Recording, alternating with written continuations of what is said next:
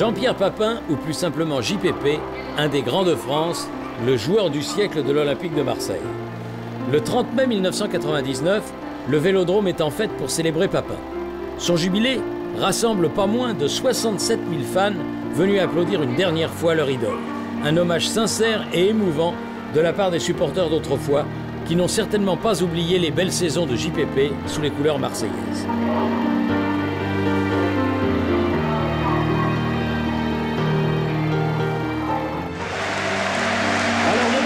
C'est une association créée par Jean-Pierre et son épouse pour venir à l'aide aux parents et surtout aux enfants qui ont des problèmes de santé. Et voilà les ballons d'or. Ainsi, les supporters rendent hommage au meilleur joueur d'Europe du 1991, JPP. Ils m'ont fait la plus belle fête que j'aurais jamais pu imaginer. Je les remercie vraiment du fond du cœur.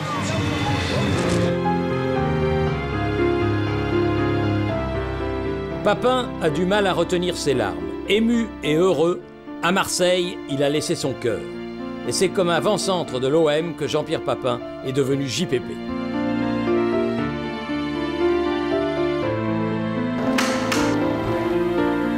Je crois que ce titre, pour moi, c'est un des plus beaux parce que c'est...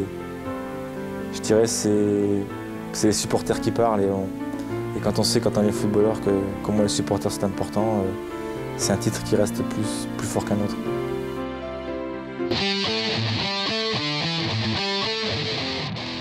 Papin, une véritable icône de l'Olympique de Marseille.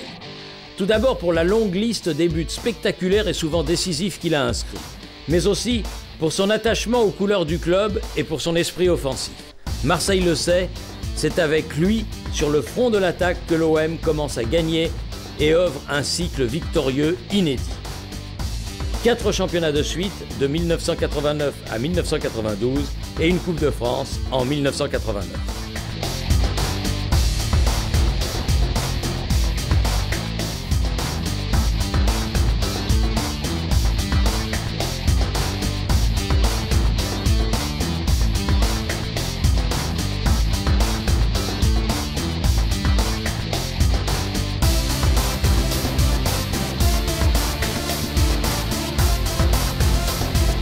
Jean-Pierre dévore les espaces.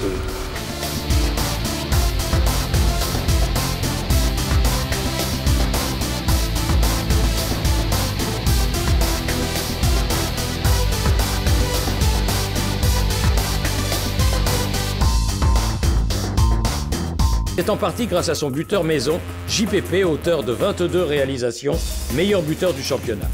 Mais un autre défi se profile déjà à l'horizon, car pour Papin et ses partenaires, un seul objectif désormais, réaliser le doublé Coupe-Championnat. Finale de la Coupe de France, Marseille affronte Monaco.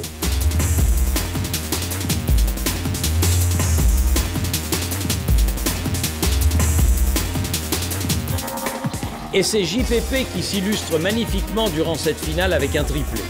2 frappes puissantes du droit et un coup de tête, Monaco se réveille trop tard et l'OM l'emporte 4-3. 2 minutes après la reprise, l'OM se détache à nouveau grâce à Papin, toujours lui, qui d'un tir en force marque son 3e but. C'est la soirée Papin. Et puis je pense qu'on a fait un des plus beaux matchs qu'on a fait de la saison. Et on a battu Monaco 4-3 et ça a été certainement une des plus belles finales qu'on ait jamais vues en France. C'est un joueur difficile à arrêter, et surtout dans les 16 derniers mètres. Il essaye toujours, il se coordonne à la perfection, modèle sa course et adapte les temps d'exécution afin que sa conclusion se révèle toujours fatale.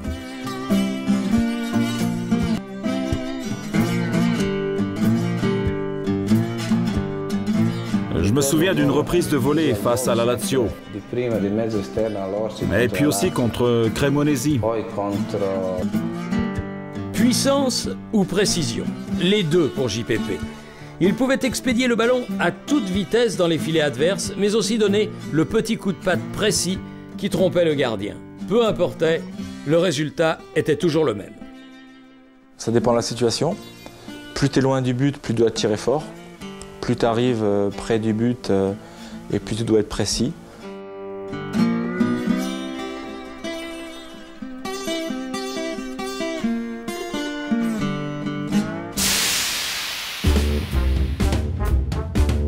l'Europe et Marseille ouvrent leurs portes à Papin. C'est le grand théâtre de la Coupe d'Europe des clubs champions qui voit l'OM parmi les nouvelles reines à la conquête du prestigieux trophée. C'est arrivé pour nous après 2 ans d'échec à la Ligue des Champions. San Siro, 6 mars 1991, quart de finale aller. Le tirage au sort n'a pas été favorable à l'OM. Sur sa route, le champion en titre, le Milan AC de Sacchi. Milan che è detentore del trofeo, l'ha vinto nelle ultime 2 stagioni e che è giunto ai quarti di finale. On a travaillé que pour ce match pendant 2 mois et demi, 3 mois, à travailler comme ils le faisaient eux, c'est-à-dire Milan c'était le pressing, et le pressing très haut avec le hors-jeu, etc. Et pendant 3 mois, à l'entraînement, on s'est attelé à jouer ce système. Et le jour de la confrontation, je pense qu'on était ce jour-là, on était peut-être meilleur qu'eux sur le pressing.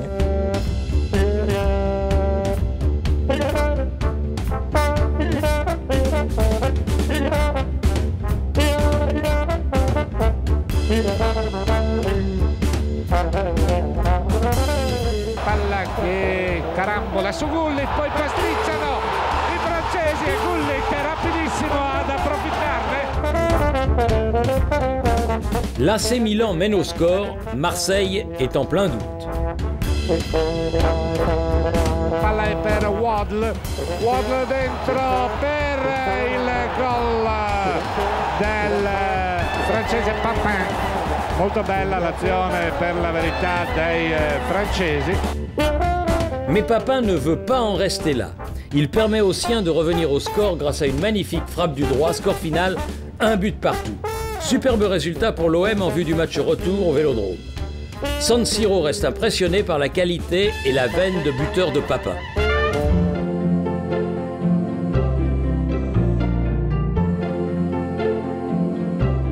En décembre 1991 arrive la nouvelle que la France attend depuis longtemps, la remise du Ballon d'Or. Le meilleur joueur d'Europe 1991 n'est autre que Jean-Pierre Papin. Bon, une grosse surprise et puis une grande fierté parce que quand on voit le palmarès de ce Ballon d'Or, faire partie de ces grands joueurs, c'est quelque chose de magique, quoi. J'ai pas voulu croire que j'étais...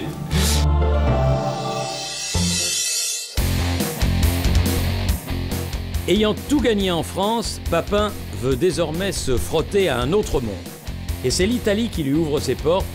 Le Milan AC le fait venir en 1992.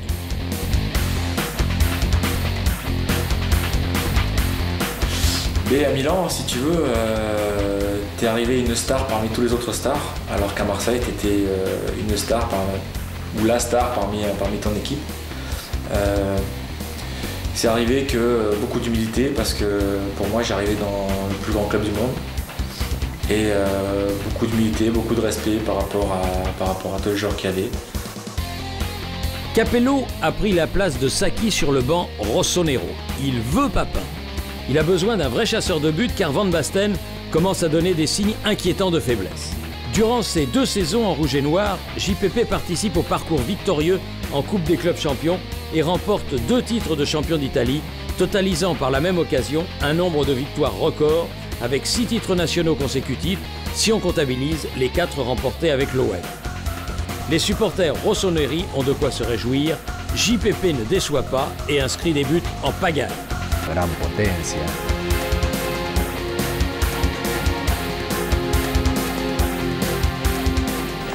Vous savez, les buteurs, on est...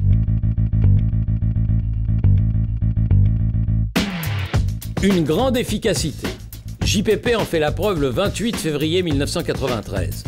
Ce jour-là, le Milan AC, leader du classement, reçoit la Sampdoria de Mancini. Papin et Massaro forment le duo d'attaque, et ce dernier marque sans interruption depuis 1 mois. 7e minute, le Milan AC mène au score après une déviation involontaire de Lentini. La Sampdoria souffre et capitule une seconde fois à la 27e minute. Maldini tire un coup franc pour Lentini, placé sur le côté gauche. Il centre, Papin se jette, but incroyable de JPP en plongeant. Une solution peu orthodoxe, mais efficace.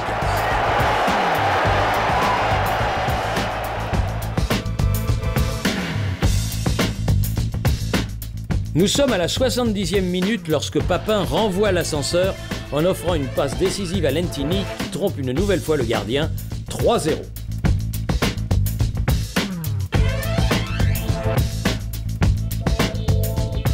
Papin, déchaîné, ne veut pas en rester là. Il s'enfuit vers le but de la Sampdoria à 1 minute de la fin. Il a encore des jambes et parvient à résister à Walker. 4 buts pour le Milan AC et un formidable doublé pour le buteur français.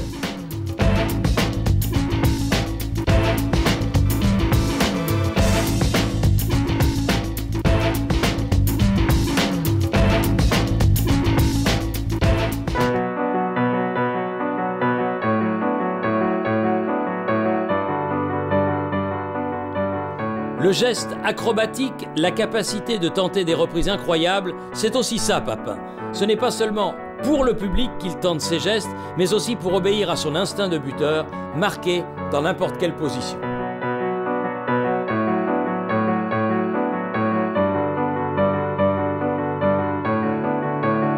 Jean-Pierre, dernièrement vous avez passé en revue tout le répertoire du football. Goal à la renverse, goal du talon, goal de la tête au ras de terre, hier un Eurogoal, un goal match. Oui, c'est vrai. Maintenant, il me manque le tir du gauche, car je ne marque jamais du gauche. Désolé.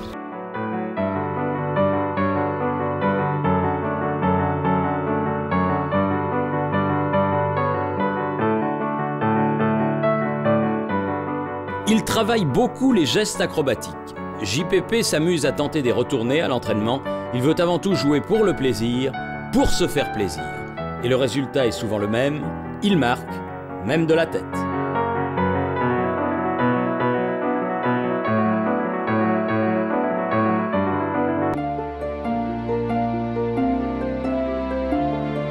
Beaucoup donné à son équipe nationale. Il s'est beaucoup dépensé, mais les résultats n'ont jamais été au rendez-vous. 30 buts en bleu tout de même, une belle performance, une sorte de lot de consolation pour JPP, l'idole de l'Olympique de Marseille. Et l'autre, il a joué ni avec Zidane, ni avec Platini. Il y a la chance, hein. La chance, ça fait partie de la vie des gens. Parce que c'est l'équipe de France, mais c'est vrai qu'on avait aussi les moyens de faire quelque chose de bien et on l'a jamais fait parce qu'on n'était pas été capable dans les grands matchs peut-être de faire ce qu'il fallait.